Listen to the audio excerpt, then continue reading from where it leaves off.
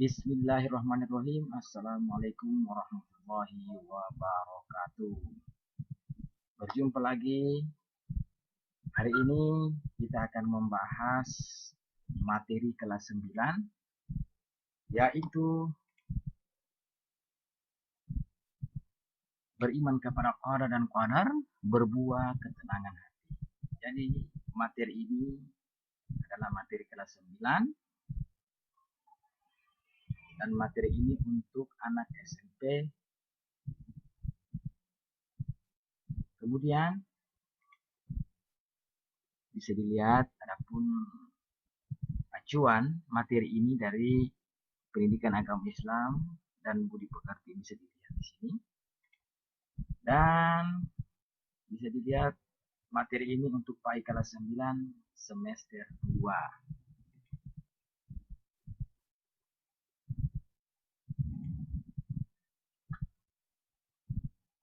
Oke. Untuk materi ini kita bisa lihat beriman kepada qada dan qadar, berbuah ketenangan hati.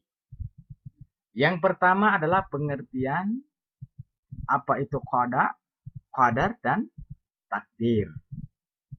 Bisa dilihat secara bahasa. Qada memiliki beberapa pengertian, yaitu hukum, keputusan, ketetapan, kemudian kehendak. Itu adalah qada. Sedangkan qadar secara bahasa artinya adalah kepastian, ukuran, kekuasaan, perwujudan, kehendak. Dan secara istilah, yang dimaksud dengan qada adalah ketetapan Allah. Jadi qada ini adalah ketetapan Allah terhadap segala sesuatu sejak zaman azali.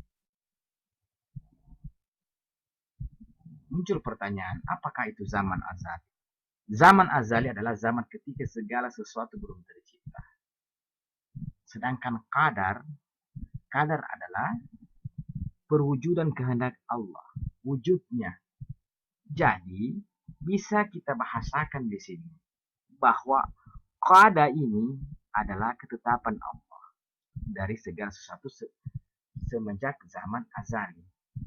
Nah, dengan qadar ini adalah kepastian dari ketetapan Allah itu. Jadi qada ini adalah ketetapan atau keputusan. Sedangkan qadar ini adalah yang terjadi atau yang terlihat oleh mata. Boleh dibahasakan lagi bahwa qada ini adalah keputusan.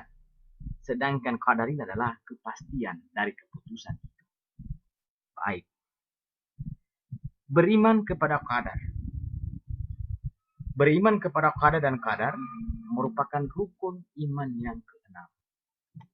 Iman kepada qada dan qadar dalam ungkapan sehari-hari lebih dikenal dengan sebutan iman kepada takdir.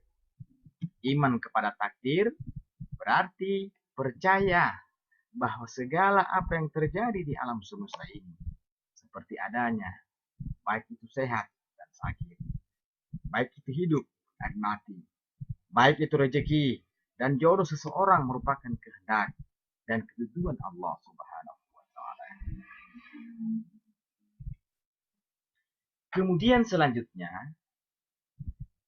takdir baru dapat diketahui oleh manusia setelah terjadinya sebuah kenyataan atau peristiwa.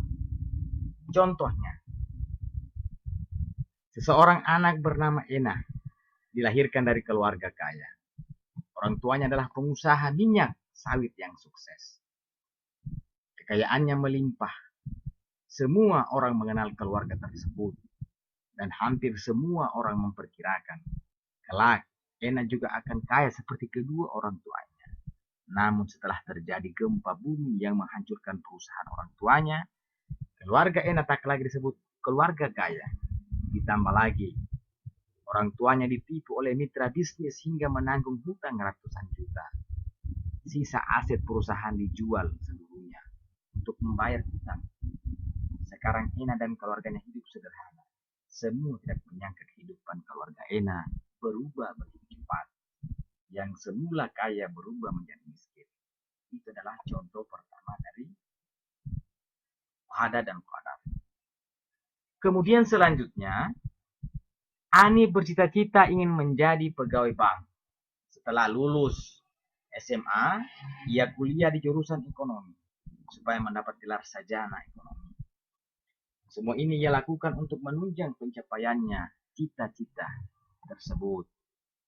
Setelah lulus kuliah, ternyata ia lebih memilih menjadi pedagang alat-alat elektronik, bukan bekerja di bank. Contoh tersebut merupakan contoh kecil dari sekian banyak contoh perwujudan takdir Allah Subhanahu wa taala. Dari contoh tersebut kita mengetahui bahwa semua makhluk tidak bisa mengelak dari takdir Allah Subhanahu wa taala.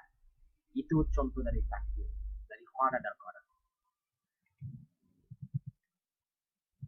Lalu muncul sebuah pertanyaan.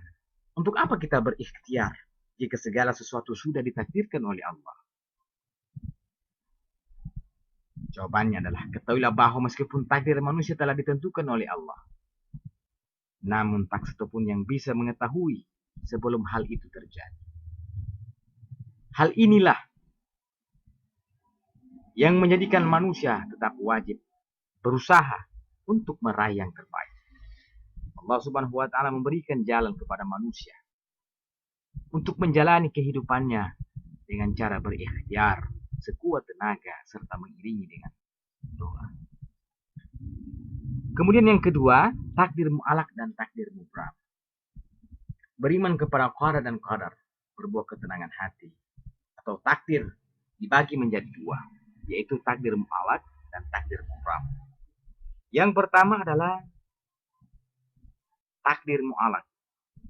Secara bahasa, sesuatu yang digantungkan. Takdir mu'alaq yaitu ketentuan Allah Subhanahu wa taala yang mengikut sertakan peran manusia melalui usaha dan ikhtiarnya. Manusia diberi peran untuk berusaha. Hasil akhirnya akan ditentukan oleh Allah Subhanahu wa taala. Adapun contoh dari takdir mu'alaq. Yang pertama adalah masalah kepandaian. Seseorang yang ingin pandai maka harus berusaha meraihnya. Usaha tersebut antara lain adalah dengan cara yang rajin, belajar, dan disiplin membagi waktu. Kemudian adalah yang kedua adalah bagian kesehatan.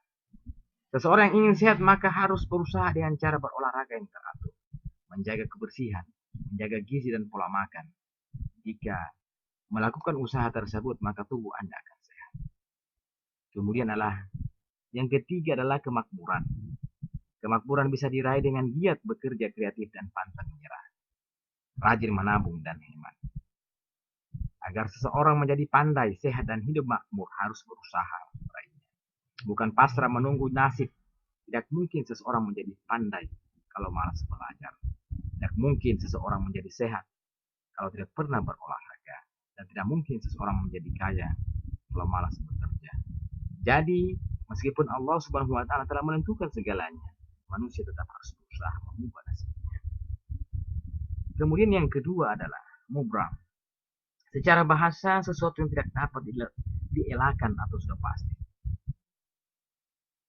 Dan takdir mubram ketentuan mutlak dari Allah Subhanahu wa taala yang pasti berlaku, manusia tidak beri peran untuk mewujudkan kepada qada dan qadar. Contohnya takdir mubram adalah di antara jenis kelamin manusia, ajal. Kemudian panjang pendek usia. Api memiliki sifat panas. Bumi berbentuk bulat. Gaya gravitasi. Kejadian kiamat dan sebagainya. Itu adalah takdir mubram. Yaitu adalah takdir yang tidak bisa dirubah. Kapan ajal menjemput dan di mana tempatnya? Semua sudah ditentukan oleh Allah Subhanahu wa taala. Jika sudah tiba saat ajal menjemput, semua orang tidak bisa mengelak, tidak bisa lari, dan tidak bisa diundur atau dimajukan. Inilah salah satu contoh ketentuan Allah yang disebut dengan takdir mubram. Kemudian yang ketiga adalah dahsyat manfaat beriman kepada qada dan qadar. Yang pertama bisa kita lihat di sini adalah menenangkan jiwa.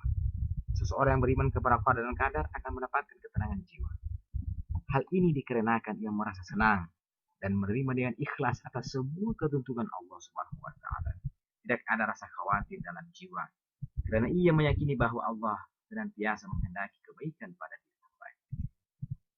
Kemudian yang bagian B, senantiasa bersikap sabar dan syukur. Apabila mendapat hikmah, maka ia akan bersyukur kepada Allah. Ciri orang yang bersyukur yaitu dalam hatinya merasa cukup atas pemberian Allah Subhanahu wa taala. Kemudian rasa syukur tersebut dengan secara lisan dan perbuatan. Syukur secara lisan yaitu dengan mengucapkan alhamdulillah serta memperbanyak ibadah, sedekah, menggunakan nikmat-nikmat tersebut dan pasrah dan tawakal apabila mengalami kesulitan, kesusahan, terkena musibah ataupun cobaan. Kemudian bagian C, menumbuhkan sifat optimis. Seseorang yang beriman kepada qadar dan qadar akan memiliki sifat optimis. Kegagalan meraih cita-cita tidak membuatnya berputus asa. Justru sebaliknya semakin bersemangat, berusaha sekuat tenaga untuk meraihnya. Ia meyakini setiap kegagalan pasti ada pelajaran berharga. Ia akan segera berintrospeksi diri mencari kelemahan dan kekurangannya. Setelah mengetahui kelemahan dan kekurangan tersebut, maka ia akan belajar dan berlatih dengan tekun. Di hatinya ada keyakinan bahwa suatu saat cita-cita tersebut dan pasti tercapai. Kemudian, bagian dia menjauhkan diri dari sifat sombong. Seseorang yang beriman kepada qadar dan qadar, apabila memperoleh keberhasilan, ia menganggap semua itu adalah karunia Allah Subhanahu wa taala. Dan tidak pernah mengatakan semua itu hasil usahanya sendiri. Ia tetap merasa lebih rendah hati kepada siapapun. Terima kasih. Semoga materi ini dapat menambah pengetahuan kita semua. Assalamualaikum warahmatullahi wabarakatuh.